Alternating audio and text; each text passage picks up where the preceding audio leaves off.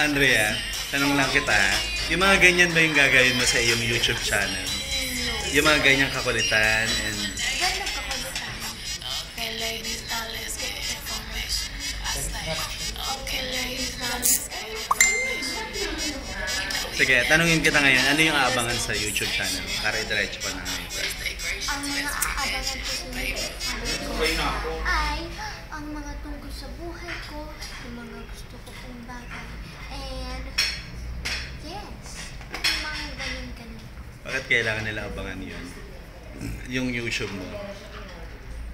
Para maka-reach out yung mga fans mo Para sa'yo. mas makilala po nila ako, yung guys ko, yung family ko, at kung saan po ako nanggaling. At sa ilo-launch tonight? Kailan ilo-launch yung ano mo? Tonight po. Yung, ano yung YouTube? Andrea, ano yung pinaka-name ng YouTube? Andrea Brillantes channel. Parang ganun. So invite po sila to subscribe.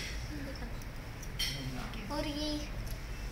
Hi po! Ini-invite ko po kayo na mag-subscribe po dito sa YouTube channel ko dahil madami po kayong mapapanood na YouTube videos ko and madami po kayong maaabangan. Thank you!